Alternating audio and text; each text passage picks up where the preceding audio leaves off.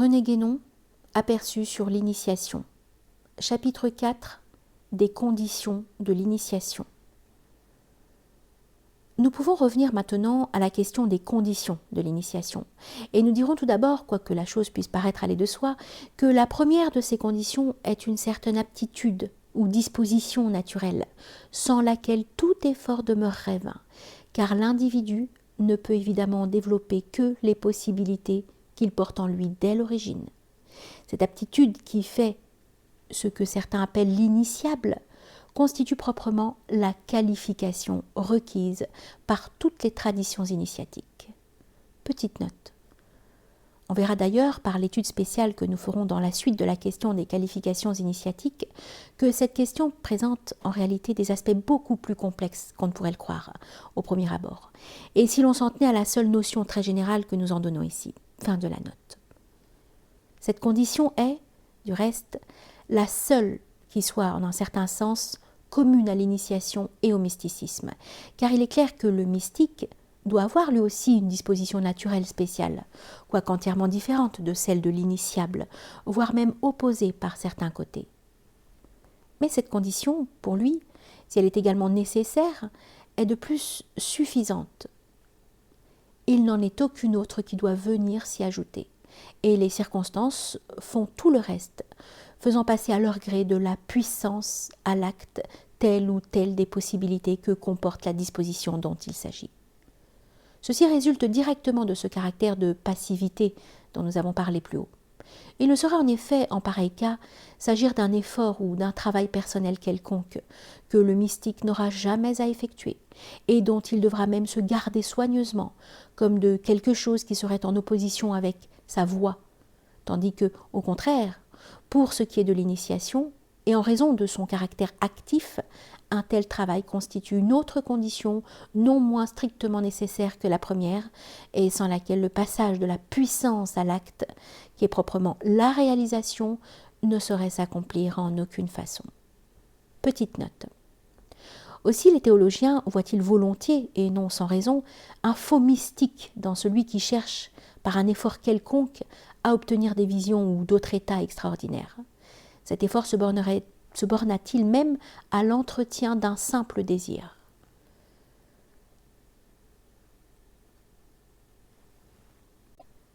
De plus, les connaissances d'ordre doctrinal qui sont indispensables à l'initié et dont la compréhension théorique est pour lui une condition préalable de toute réalisation peuvent faire entièrement défaut au mystique. De là vient souvent chez celui-ci, outre la possibilité d'erreurs et de confusions multiples, une étrange incapacité de s'exprimer intelligiblement.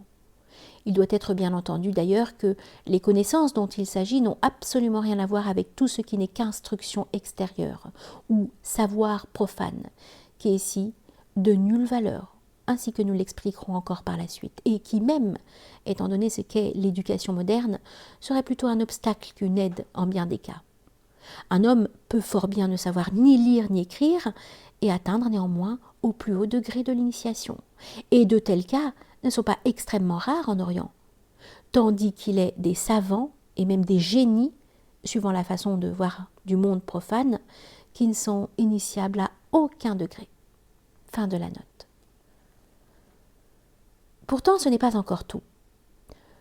Nous n'avons fait en somme que développer la distinction posée par nous au début de l'activité initiatique et de la passivité mystique pour en tirer cette conséquence que pour l'initiation, il y a une condition qui n'existe pas et ne saurait exister en ce qui concerne le mysticisme. Mais il est encore une autre condition non moins nécessaire dont nous n'avons pas parlé et qui se place en quelque sorte entre celle dont il vient d'être question. Cette condition, sur laquelle il faut d'autant plus insister que les Occidentaux en général sont assez portés à l'ignorer ou à méconnaître l'importance, est même, à la vérité, la plus caractéristique de toutes, celle qui permet de définir l'initiation sans équivoque possible et de ne la confondre avec quoi que ce soit d'autre. Par là, ce cas de l'initiation est beaucoup mieux délimité que ne saurait l'être celui du mysticisme, pour lequel il n'existe rien de tel. Il est souvent bien difficile, sinon tout à fait impossible, de distinguer le faux mysticisme du vrai. Le mystique est, par définition même, un isolé et un irrégulier, Et parfois, il ne sait pas lui-même ce qu'il est vraiment. Et le fait qu'il ne s'agit pas chez lui de connaissance à l'état pur, mais que même ce qui est connaissance réelle est toujours affecté par un mélange de sentiments et d'imagination, est encore bien loin de simplifier la question. En tout cas, il y a là quelque chose qui échappe à tout contrôle, ce que nous pourrions exprimer en disant qu'il n'y a pour le mystique aucun moyen de reconnaissance. Petite note, nous n'entendons pas par là des mots ou des signes extérieurs et conventionnels, mais ce dont de tels moyens ne sont en réalité que la représentation symbolique. Fin de la note. On pourrait dire aussi que le mystique n'a pas de généalogie, qu'il n'est tel que par une sorte de génération spontanée, et nous pensons que ces expressions sont faciles à comprendre sans plus d'explication. Dès lors, comment oserait-on affirmer sans aucun doute que l'un est authentiquement mystique et que l'autre ne l'est pas, alors que cependant toutes les apparences peuvent être sensiblement les mêmes? Par contre, les contrefaçons de l'initiation peuvent toujours être décelées infailliblement par l'absence de la condition à laquelle nous venons de faire allusion, et qui n'est autre que le rattachement à une organisation traditionnelle régulière. Il est des ignorants qui s'imaginent qu'on s'initie soi-même, ce qui est en quelque sorte une contradiction dans les termes, oubliant, s'ils l'ont jamais su, que le mot initium signifie entrée ou commencement.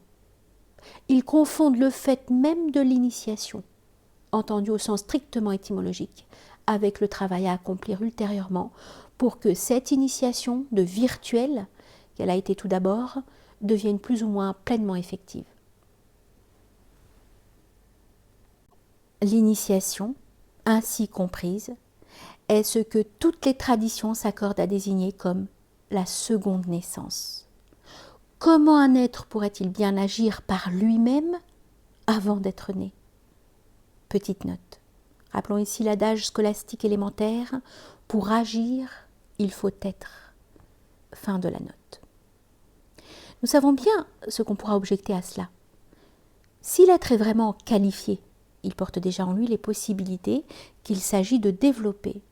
Pourquoi, s'il en est ainsi, ne pourrait-il pas les réaliser par son propre effort, sans aucune intervention extérieure? C'est là en effet une chose qu'il est permis d'envisager théoriquement, à la condition de la concevoir comme le cas d'un homme deux fois né, dès le premier moment de son existence individuelle. Mais s'il n'y a pas à cela d'impossibilité de principe, il n'y en a pas moins une impossibilité de fait, en ce sens que cela est contraire à l'ordre établi pour notre monde, tout au moins dans ses conditions actuelles. Nous ne sommes pas à l'époque primordiale où tous les hommes possédaient normalement et spontanément un état qui est aujourd'hui attaché à un haut degré d'initiation. Petite note. C'est ce qu'indique dans la tradition hindoue le mot Hamsa, donné comme le nom de la caste unique qui existait à l'origine, et désignant proprement un état qui est Ativarna, c'est-à-dire au-delà de la distinction des castes actuelles. Fin de la note. Et d'ailleurs, à vrai dire, le mot même d'initiation dans une telle époque ne pouvait avoir aucun sens. Nous sommes dans le Kali Yuga, c'est-à-dire dans un temps où la connaissance spirituelle est devenue cachée et où quelques-uns seulement peuvent encore l'atteindre, pourvu qu'ils se placent dans les conditions voulues pour l'obtenir. Or, une de ces conditions est précisément celle dont nous parlons, comme une autre condition est un effort dont les hommes des premiers âges n'avaient non plus nul besoin, puisque le développement spirituel s'accomplissait en eux tout aussi naturellement que le développement corporel. Il s'agit donc d'une condition dont la nécessité s'impose en conformité avec les lois qui régissent notre monde actuel. Et pour mieux le faire comprendre, nous pouvons recourir ici à une analogie. Tous les êtres qui se développeront au cours d'un cycle sont contenus dès le commencement à l'état de germe subtil, dans l'œuf du monde. Dès lors, pourquoi ne naîtraient-ils pas à l'état corporel d'eux-mêmes et sans parents?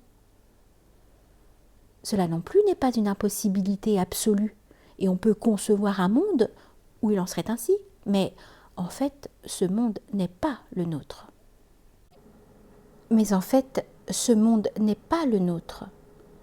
Nous réservons bien entendu la question des anomalies. Il se peut qu'il y ait des cas exceptionnels de génération spontanée et dans l'ordre spirituel, nous avons nous-mêmes appliqué tout à l'heure cette expression au cas du mystique. Nous avons nous-mêmes appliqué tout à l'heure cette expression au cas du mystique.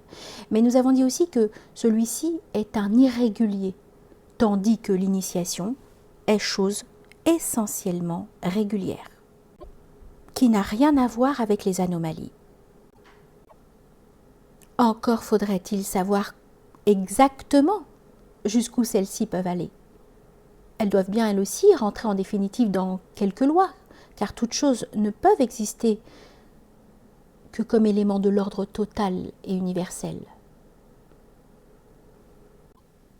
Cela seul, si l'on voulait bien y réfléchir, pourrait suffire pour donner à penser que les états réalisés par le mystique ne sont pas précisément les mêmes que ceux de l'initié, et que si leur réalisation n'est pas soumise aux mêmes lois, c'est qu'il s'agit effectivement de quelque chose d'autre. Mais nous pouvons maintenant laisser entièrement de côté le cas du mysticisme, sur lequel nous en avons dit assez, pour ce que nous nous proposions d'établir, pour ne plus envisager exclusivement que celui de l'initiation. Il nous reste en effet à préciser le rôle du rattachement à une organisation traditionnelle, qui ne saurait bien entendu dispenser en aucune façon du travail intérieur que chacun ne peut accomplir que par soi-même, mais qui est requis comme condition préalable pour que ce travail même puisse effectivement porter ses fruits. Il doit être bien compris dès maintenant que ceux qui ont été constitués les dépositaires de la connaissance initiatique ne peuvent la communiquer d'une façon plus ou moins comparable à celle dont un professeur, dans l'enseignement profane, communique à ses élèves des formules livresques qu'ils n'auront qu'à emmagasiner dans leur mémoire. Il s'agit ici de quelque chose qui, dans son essence même, est proprement incommunicable, puisque ce sont des états à réaliser intérieurement. Ce qui peut s'enseigner, ce sont seulement des méthodes préparatoires à l'obtention de ces états. Ce qui peut être fourni du dehors à cet égard. C'est en somme une aide, un appui qui facilite grandement le travail à accomplir, et aussi un contrôle qui écarte les obstacles et les dangers qui peuvent se présenter. Tout cela est fort loin d'être négligeable. Et celui qui en serait privé risquerait fort d'aboutir à un échec, mais encore cela ne justifierait-il pas entièrement ce que nous avons dit quand nous avons parlé d'une condition nécessaire. Aussi bien n'est-ce pas là ce que nous avions en vue, du moins d'une façon immédiate. Tout cela n'intervient que secondairement, et en quelque sorte à titre de conséquence, après l'initiation entendue dans ce sens le plus strict, tel que nous l'avons indiqué plus haut, et lorsqu'il s'agit de développer effectivement la virtualité qu'elle constitue. Mais encore faut-il avant tout que cette virtualité préexiste. C'est donc autrement que doit être entendue la transmission initiatique proprement dite. Et nous ne saurions mieux la caractériser qu'en disant qu'elle est essentiellement la transmission d'une influence spirituelle. Nous aurons à y revenir plus amplement, mais pour le moment, nous nous bornerons à déterminer plus exactement le rôle que joue cette influence entre l'aptitude naturelle préalablement inhérente à l'individu et le travail de réalisation qu'il accomplira par la suite. Nous avons fait remarquer ailleurs que les phases de l'initiation, de même que celle du grand œuvre hermétique, qui n'en est au fond qu'une des expressions symboliques, reproduit celle du processus cosmogonique. Cette analogie, qui se fonde directement sur celle du microcosme avec le macrocosme, permet mieux que toute autre considération d'éclairer la question dont il s'agit présentement. On peut dire en effet que les aptitudes ou possibilités incluses dans la nature individuelle ne sont tout d'abord en elles-mêmes qu'une materia prima, c'est-à-dire une pure potentialité, où il n'est rien de développé ou de différencié. C'est alors l'état chaotique et ténébreux que le symbolisme initiatique fait précisément correspondre au monde profane et dans lequel se trouve l'être qui n'est pas encore parvenu à la seconde naissance. Petite note. Il va de soi que ce n'est, à rigoureusement parler, une materia prima qu'en un sens relatif, non au sens absolu. Mais cette distinction n'importe pas au point de vue où nous nous plaçons ici. Et d'ailleurs, il en est de même de la materia prima d'un monde tel que le nôtre, qui étant déjà déterminé d'une certaine façon, n'est en réalité par rapport à la substance universelle qu'une materia secunda. De sorte que, même sous ce rapport, l'analogie avec le développement de notre monde, à partir du chaos initial, est bien vraiment exacte. Fin de la note. Pour que ce chaos puisse commencer à prendre forme et à s'organiser, il faut qu'une vibration initiale lui soit communiquée par les puissances spirituelles, que la Genèse hébraïque désigne comme les Elohim. Cette vibration, c'est le fiat lux qui illumine le chaos et qui est le point de départ nécessaire de tous les développements ultérieurs. Et au point de vue initiatique, cette illumination est précisément constituée par la transmission de l'influence spirituelle dont nous venons de parler. Petite note. De là viennent des expressions comme celle de donner la lumière et recevoir la lumière, employées pour désigner, par rapport à l'initiateur et à l'initié respectivement, l'initiation au sens restreint, c'est-à-dire la transmission même dont il s'agit ici. On remarquera aussi, en ce qui concerne les Elohim, que le nombre septénaire qui leur est attribué est en rapport avec la constitution des organisations initiatiques qui doit être effectivement une image de l'ordre cosmique lui-même. Fin de la note. Dès lors, et par la vertu de cette influence, les possibilités spirituelles de l'être ne sont plus la simple potentialité qu'elles étaient auparavant. Elles sont devenues une virtualité prête à se développer en acte dans les différents stades de la réalisation initiatique. Nous pouvons résumer tout ce qui précède en disant que l'initiation implique 3 conditions qui se présentent en mode successif et qu'on pourrait faire correspondre respectivement aux 3 termes de potentialité, de virtualité et d'actualité. Premièrement, la qualification constituée par certaines possibilités inhérentes à la nature propre de l'individu et qui sont la materia prima sur laquelle le travail initiatique devra s'effectuer.